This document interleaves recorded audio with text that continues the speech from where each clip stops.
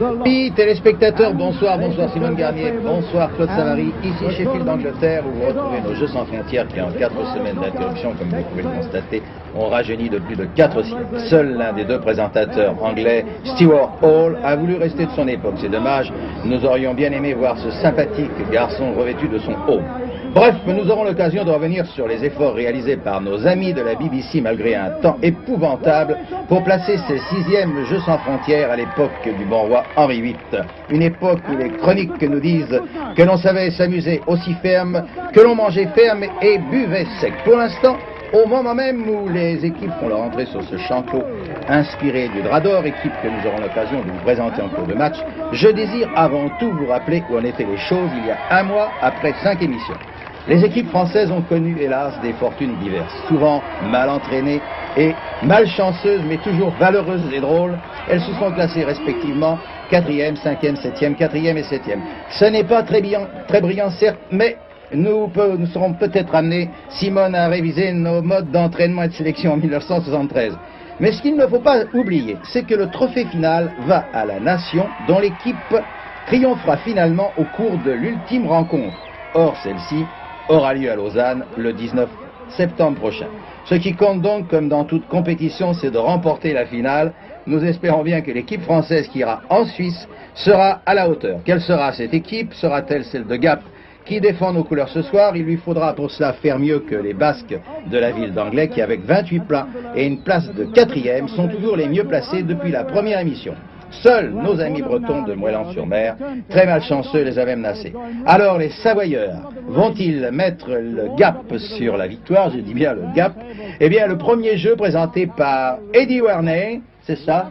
Eddie Waring, et Stewart Hall, que nous avons vu tout à l'heure. Et qui est le jeu du tournoi, va nous éclairer, n'est-ce pas, chère et gente Simone Garnier? Merci Guy d'être aussi chevaleresque ce soir, mais effectivement, nous sommes tout à fait dans l'ambiance. Oui, vous voyez actuellement Eddie Waring et puis naturellement Guido Pancaldi et Gennaro Olivieri. Et un petit mot pour rappeler que naturellement il y a toujours les juges de tous les pays et notamment pour nous Français Michel Aise et Franz Rameau.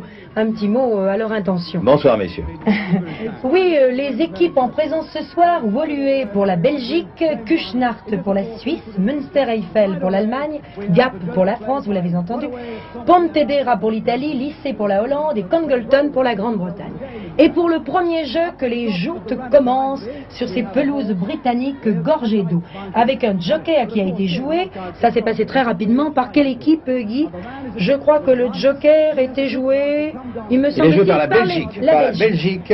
Oui, car en effet, ces joutes sont un peu particulières. Il s'agit pour les 6 équipes qui participeront les unes après les autres. Chaque fois un seul concurrent, c'est-à-dire un chevalier et sa monture, mais une monture à 2 roues.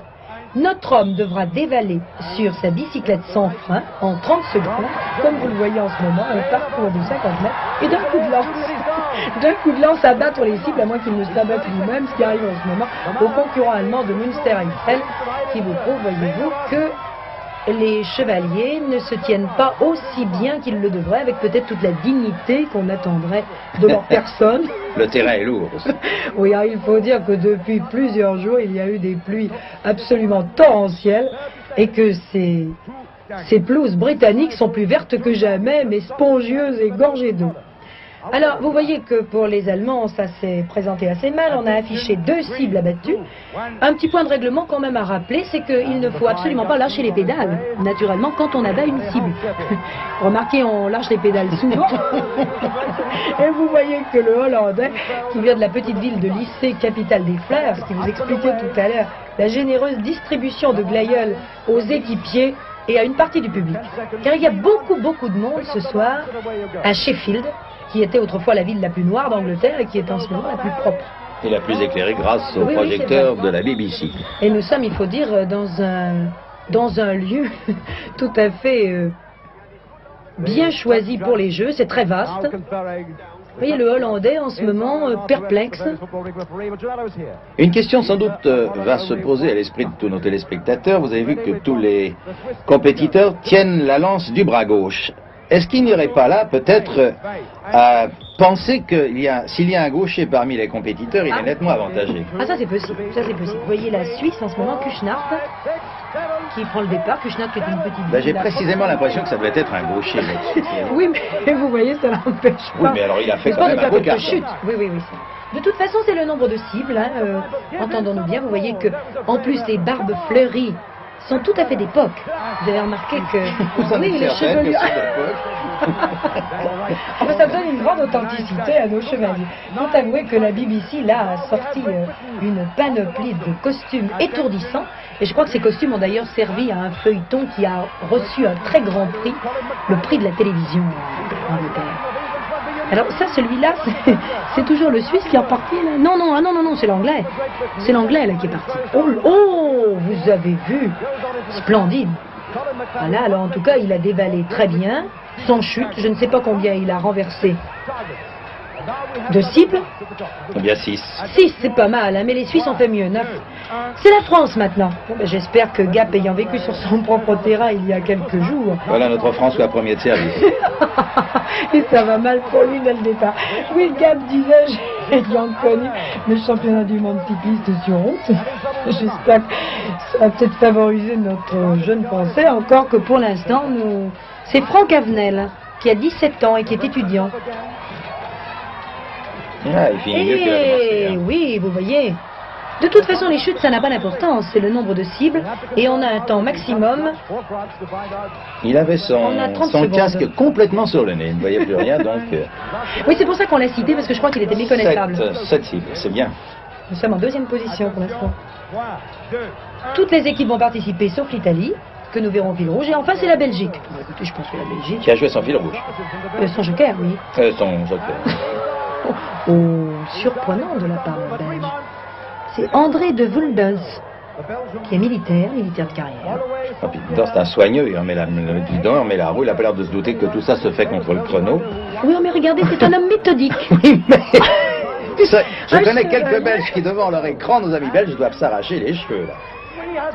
Écoutez, il fait ça avec, semble-t-il, un grand calme, Mais mais j'ai un l'impression sang-froid qui va lui coûter cher. Ça, apparemment... Ah, il a abattu 6 cibles. 6 cibles, si je disais. Non, oui, il marque 6 points, hélas, parce qu'il ne multiplie que 3 par 2. Eh oui, il avait joué son joker, on le répète. Et maintenant le fil rouge. Alors autant dire qu'il y a eu du nouveau en ce qui concerne le fil rouge, car le mécanisme de la piste tournante qui avait inspiré le jeu n'a pas résisté au plus torrentiel que nous connaissons. Donc il y a quelques minutes, juste avant le feu vert de l'émission, on nous a dit plus de fil rouge, on le remplace par ce que vous voyez en ce moment, joué par l'Italien en ce moment, c'est-à-dire une course, c'était le jeu de réserve, une course cheville liée en poussant devant soi un énorme ballon sur un couloir qui mesure entre 70 et 80 mètres. Les équipes étant composées chaque fois de 2 équipiers qui font un aller-retour. C'est Claudio Ceri et Claudio Marconcini, 17 et 23 ans, étudiants l'un et l'autre, qui jouent ce fil rouge en ce moment, au nom de Pontedera, qui est la capitale du scooter et de la moto, rappelons-le, et qui se trouve en Toscane, dans la province de Pise. C'est donc le temps que nous allons voir affiché maintenant, 33 secondes. Ah ben, il me semble que c'est un fil rouge qui va très vite. Merci Simone. Oui, je tiens quand même à rappeler que dans le premier jeu, nos sympathiques équipiers de Gap ont fini second. Enfin, notre chevalier a fini second puisqu'il était tout seul. Alors maintenant, pour fêter le triomphe des chevaliers, les dames vont apporter des coupes. Chaque équipe sera composée de 5 jeunes filles et les équipes jouent successivement. La première à jouer est la Belgique. Au départ, 2 concurrentes s'avancent sur des poutres placées en travers d'une piscine en portant un gros gobelet entre elles. Les 2 concurrentes doivent tenir le gobelet toutes les 2 à la fois, les poutres étant écartées d'environ 2 mètres. Le gobelet doit être remis à une 3e concurrente sur la tribune. Bien sûr, tout cela dans un temps minimum, pour autant qu'on puisse se presser dans cette position inconfortable. Les 2 autres concurrentes prennent à nouveau le départ lorsque celles-ci sont arrivées. Regardez cette position absolument charmante, mademoiselle. Et voici tout de suite, précisément, ces 2 autres concurrentes dont je vous parlais, qui ont pris le départ, car il y a 2 gobelets par équipe. La Belgique joue en premier, mais vous l'avez vu. Je vous rappelle également que le gobelet n'est valable que posé sur le podium d'arrivée. Main à main, c'est un main à main féminin, fort charmant.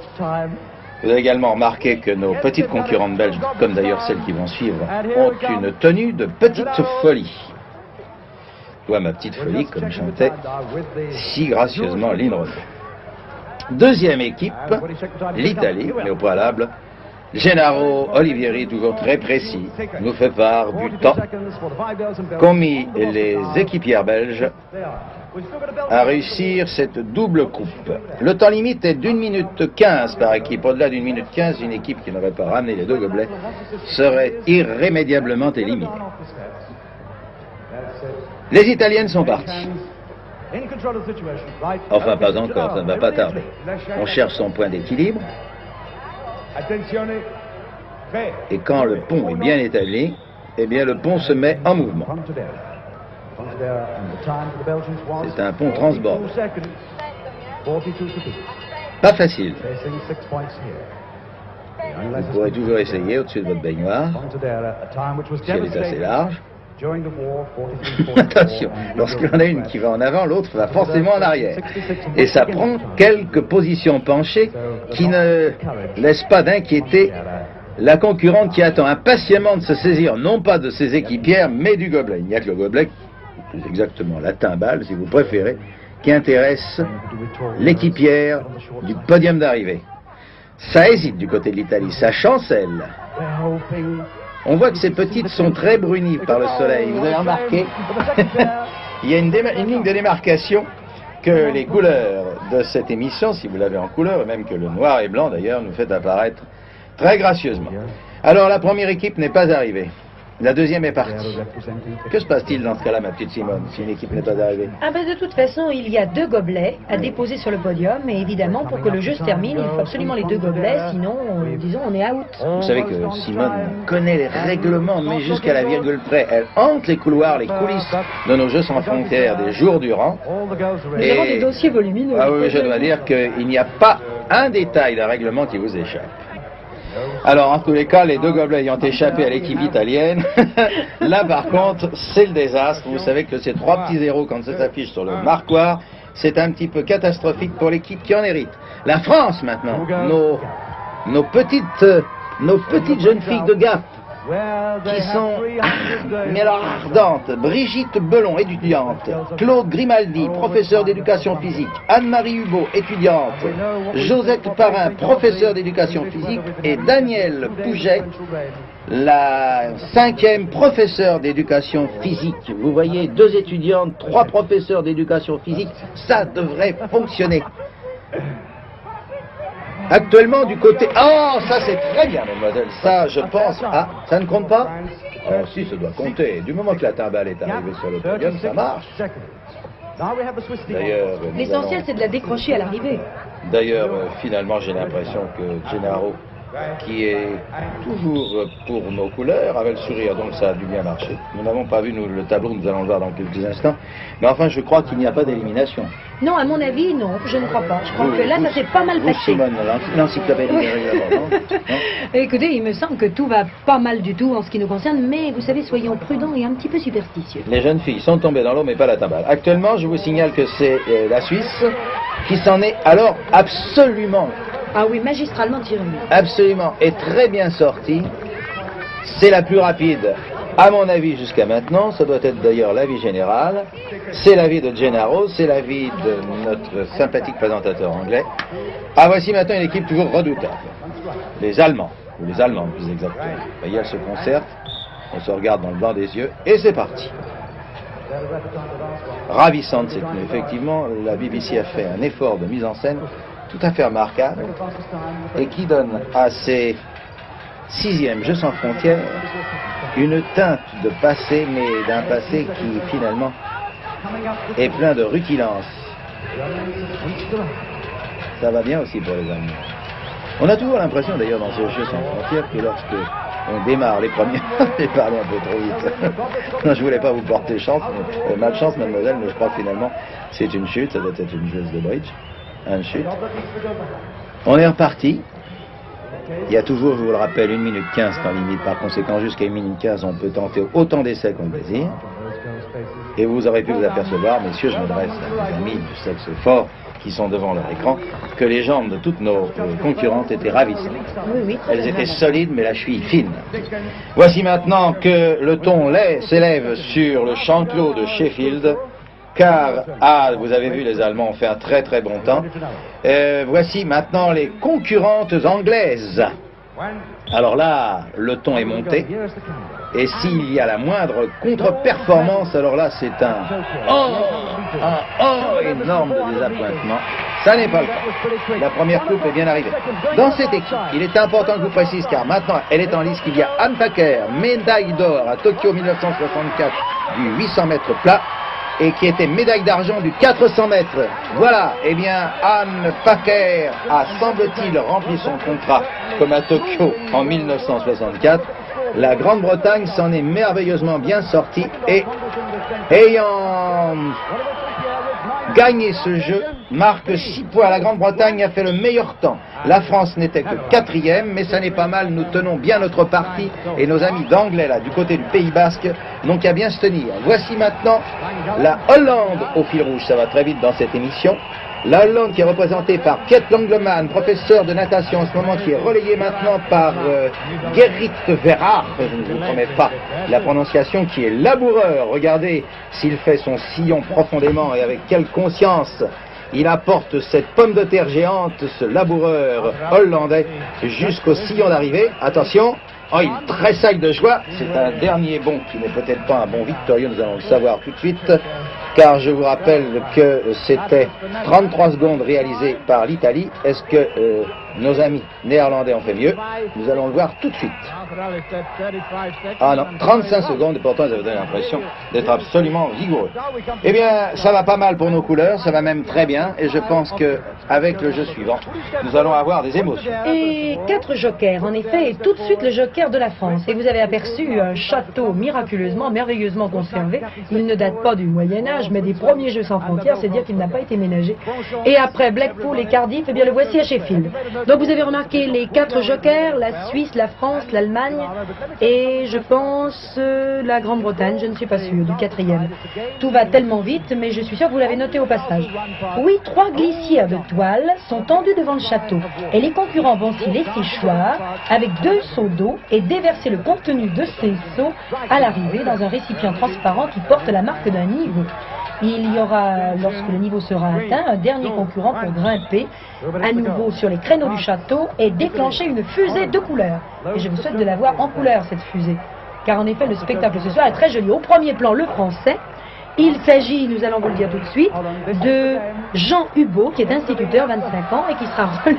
Il ne va pas lui rester beaucoup d'eau, dites-moi. Ah oui, alors là ça devient très... Car il s'agit évidemment de faire très vite, le temps maximum étant de 2 minutes, mais je vous rappelle qu'il s'agit évidemment, le jeu est terminé lorsque le niveau marqué sur le récipient est atteint. Alors on grimpe à nouveau. Messieurs, c'est en descendant qu'il faut faire attention. Alors le coéquipier de Jean Hubaut, c'est Jean Bellet, étudiant. Ces réceptions un peu brutales. Ça n'est pas en douceur, hein, ces retours. J'ai l'œil sur le... Vous avez l'œil sur le récipient pour voir si nos petits Français vont atteindre la limite fatidique. J'ai aperçu l'équipe du centre qui me semblait avoir déjà mis pas mal de... C'est, je pense, l'Italie qui est au centre. La Hollande, l'Italie, la France, en effet, se mesurent pour cette première manche. Vous voyez que la Hollande n'avait qu'un saut, mais c'est peut-être une tactique. Mais les Français ont adopté la même. Ils ont adopté la même.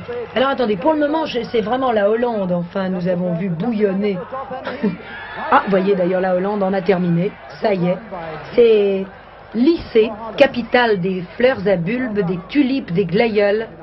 Lycée qui se trouve à 6 km de la mer et à 25 km d'Amsterdam. Non, vous voyez, ce concurrent français lui a gardé les 2 sauts, mais à chaque fois il en vide les 4/5e. Ah, je crois qu'à Gap, écoutez, mais qu'est-ce qui se passe? Mais c'est un pays où il ne pleut pas. Oui, c'est vrai, c'est vrai. Il fait un temps merveilleux. Hein. D'ailleurs, nos Gapençais, vous savez, nos Gapençais étaient tout déçus de voir évidemment le temps que nous avons ici en Grande-Bretagne. Un sourire un peu crispé, c'est même plus un sourire, c'est un rictus à l'arrivée. Tandis qu'on continue de grimper, pour l'Italien. Est-ce qu'il a jeté un coup d'œil en arrière? Est-ce qu'il a le temps de remonter? Et il y a 2 minutes, je n'ai pas de chronomètre sous les yeux. Ça va être bientôt fini.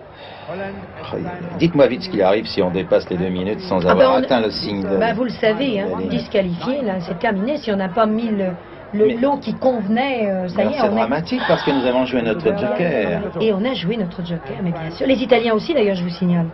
Oh, Les Anglais, les Italiens, les Suisses et les Français. Alors, deuxième manche qui met aux prises cette fois la Grande-Bretagne, Congleton, l'Allemagne, Münster-Eiffel, dans les Ardennes allemandes, et la Suisse, Küchnart, qui se trouve au bord du lac de Zurich. Je crois qu'il y en a beaucoup qui confondent rapidité et efficacité. C'est juste ce qui nous est arrivé, je pense d'ailleurs, là en première. Vous voyez un chevalier là qui a quelques difficultés. Vous savez que je suis en train de faire des calculs rapides, Simone, pendant que vous nous présentez cette deuxième manche, et je me dis qu'avec un joker complètement manqué, la ville de Gap vient de se créer un handicap extrêmement sévère. Alors qu'elle était si bien partie. Hein. Oui. Parce qu'il aurait suffi qu'il marque même 2-3 points dans cette compétition. Doubler, ça aurait fait 6 points, ça aurait quand même sauvé. On ne sait jamais, on sait mais jamais. 0 partout, c'est très mauvais. Peut-être que là, quelqu'un, il va peut-être leur arriver quelque chose. Oui, mais ça ne change rien.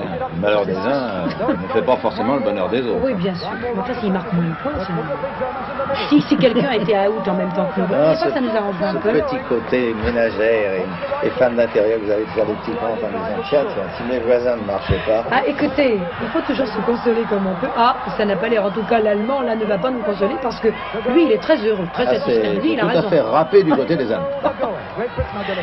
Et oui, regardez ça, ils se congratulent, ils s'embrassent, pendant que du côté de la Grande-Bretagne, on continue, mais c'est pour la fusée. Mais oui, c'était la dernière escalade. Alors que dites-moi les Suisses, on reprend son souffle, les Suisses qui y arrivent quand même, mais oui. Ah, ils sont un peu exténués. Ces jeux, vous savez, demandent vraiment un bon entraînement il faut dire, pour tous les sports. Ça demande des gymnastes très complets. Eh bien, Küchnart, c'est bien défendu aussi. Bon, allez, soyons complets. Applaudissons aux performances des autres, et puis disons-nous que... Ah, nous pouvons être fair play, mais déçus. C'est ce que nous sommes. Toujours les comptes, vous voyez les petits calepins. Vous voyez Stuart Hall. Peut-être est-il bon de préciser que dans la vie civile, notre ami Gennaro, qui s'en sort si bien dans les comptes, est assureur conseil. Alors vous voyez comme nous, vous constatez, et oui, que malheureusement, un point multiplié par 2, ça va nous faire 2 points. 9 et 2, 11. Et vous avez entreaperçu la foule des 20 ou 25 000 Britanniques qui se trouvent là, et que vous entendez, car vraiment ce soir, je crois que les Anglais ont perdu leur flegme, le flegme traditionnel. Tandis que la Belgique est au départ maintenant de ce fil rouge.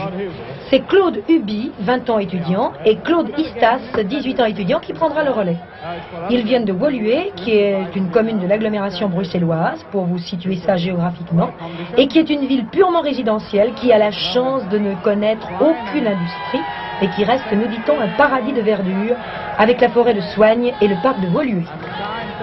Eh bien, je pense que toute cette chlorophylle que ces messieurs, les Belges, respirent à longueur d'année... Ah, non, vous voyez, là, il a fini sur les genoux. Oui, mais le ballon a fini avant lui, finalement. Il a été quand même servi par le ballon. C'est vrai. Mais je ne sais pas si les juges ont prévu là, une pénalisation. Vous savez, le règlement est quand même un peu flou de ce fil rouge. Il a été tellement, on peut dire, improvisé en toute dernière minute, on ne sait pas très bien. Alors, qu'est-ce qu'on va afficher ? 34 secondes, ah ben c'est bien. Donc c'est bien le ballon qui compte. Eh bien, après les grandes eaux de Sheffield, voici les eaux. Mais les eaux de squelettes bien en chair, comme vous allez le constater. Puisqu'en effet, ce jeu numéro 4 est la course des fantômes. Ou plus exactement, intitulé par la BBC la course des squelettes. Course à l'australienne, c'est-à-dire que la dernière arrivée dans chacune des manches sera automatiquement éliminée. Il y a donc une seule épreuve, 6 équipes jouent simultanément. Et les jeunes participantes sont habillées de collants fluorescents, 2 jeunes femmes par équipe, et donc, je vous le rappelle, 6 équipes en ligne qui sautent sur ces espèces de matelas ressorts. Qui va arriver la dernière? Eh bien, je peux vous le dire tout de suite, c'est la Belgique. La Belgique est éliminée. On aurait dû faire appel au service de Camille 500, sa danse macabre, mais reconnaissez que ces jeunes filles, même habillées en squelette, n'ont rien de macabre. Eh bien, par conséquent, reste en course l'Italie, la France, la Hollande, la Grande-Bretagne et l'Allemagne pour la deuxième manche, puisque déjà la Belgique est éliminée. C'est donc extrêmement clair, il s'agit d'être la première et jamais la dernière. Nos petites Françaises sont à la deuxième ligne, elles s'en sortent très bien. Peut-être Simone, qui est au courant de tout, pourrait peut-être nous préciser le nom de cette petite Française qui court si bien, qui a du ressort dans les jambes. Françaises, elles sont deux naturellement. Claude Grimaldi, je ne sais celle qui est partie la première. Claude Grimaldi. Que nous a d'ailleurs vu d'ailleurs tout à l'heure. Et Anne-Marie Hugo. Et là c'est l'Italie. L'Italie qui nous quitte. L'Italie est arrivée en effet la cinquième. Il ne reste plus que la France, la Hollande, la Grande-Bretagne et l'Allemagne dans cette troisième manche. Allez la France, allez! Faites-nous oublier ce joker joué malencontreusement. Non, aïe, aïe, aïe, la France est gâtée. Donc la France est éliminée. Et quatrième de cette manche, mais en fait, elle sera effectivement également quatrième de ce jeu, puisqu'elle a été éliminée maintenant. Donc on peut déjà savoir que la France marquera 3 points. Reste la Hollande, la Grande-Bretagne et l'Allemagne. Avec ces jeunes filles, ce sont de beaux petits nonos qui ont vraiment, comme vous le disiez tout à l'heure, beaucoup de chiens. Qui va gagner de la Hollande, de la Grande-Bretagne et de l'Allemagne? Aïe, aïe, aïe, aïe, aïe, aïe, aïe, vous voyez les deux qui ont manqué le dernier maintenant sont obligés de revenir en arrière, mais c'est la Grande-Bretagne qui a été la plus rapide pour franchir ce dernier obstacle et qui par conséquent reste qualifiée. C'est donc la Hollande qui nous quitte, reste la Grande-Bretagne et l'Allemagne. C'est une course assez passionnante d'ailleurs, et heureusement qu'elles sont deux car elles sont exténuées, ces pauvres petites jeunes filles fantômes, qui n'ont d'ailleurs de fantômes que le nom parce qu'elles sont toutes solidement plantées. Regardez cette anglaise et cette allemande qui partent en grandes enjambées. La foulée de l'anglaise est formidable. Ah. Qu'est-ce qu'il y a? Est-ce qu'il a un regard inquiet? Y aurait-il quelque chose? Nos arbitres interviennent, leur disent non, non, non, non, non, il y a quelque chose qui n'a pas marché. Ça, ils en l'œil partout. En plus, ils sont quand même assistés d'une bonne dizaine de arbitres. Voici donc les deux squelettes allemands et anglais qui en repartent au départ. Moi, je trouve que c'est un jeu qui est loin d'être... Des squelettes bien enveloppés. Oui, oui, oui, c'est un jeu qui est loin d'être macabre. Alors, attention. Dernière course des osselets. J'espère qu'il n'ira pas au départ parce que... Ah, alors si, alors là, vraiment, il est très net le départ. Et puis l'anglaise est partie, oui, c'était vraiment... Alors vraiment, ce squelette a vraiment pris le mort aux dents, là, pour partir un peu en avant, là.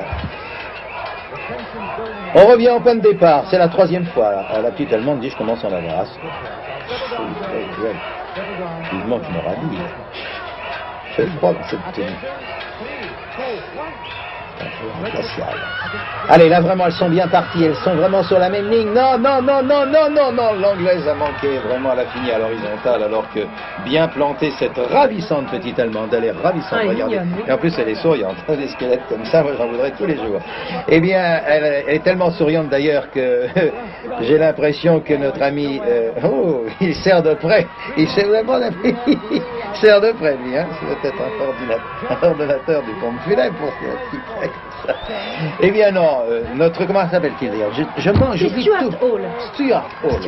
Il me paraît très familier avec toutes les candidats. Je crois qu'il est très content de présenter ce genre de jeu parce que c'est vraiment un grand reporter sportif et c'est peut-être la première fois aussi que d'aussi près il voit des concurrentes aussi charmantes. Ah, pour les voir, il est plutôt versé sur le rugby. Pour les voir de près, il les voit de très près. Cela dit, je serais quand même heureux de vous signaler que c'est maintenant la Suisse qui participe au fil rouge avec Peter Hammer, chef monteur, le premier à essayer d'en découdre en moins de 33 secondes leur corps actuel, et que c'est maintenant Hermann Rutimann, mécanicien, qui a pris la seconde manche, enfin le relais, et qui, toujours les jambes entravées, comme vous pouvez le constater, essaye de se rapprocher le plus vite de l'arrivée. C'est le ballon qui compte, c'est pas l'homme.